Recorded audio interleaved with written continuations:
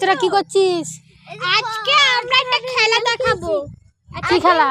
আগে দেখো দি ফাটাচ্ছে। ফাটা দেখি। বাবা ফেটে ফেললাম। এটা কি ফাটালি? ভাই দেখ পটকা।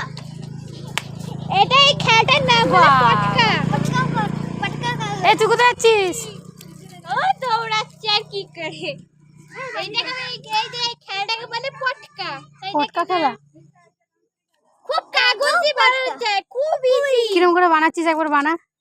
দেখাচ্ছি। এই যে এরকম করব, এটা খুলে দিলাম। কি?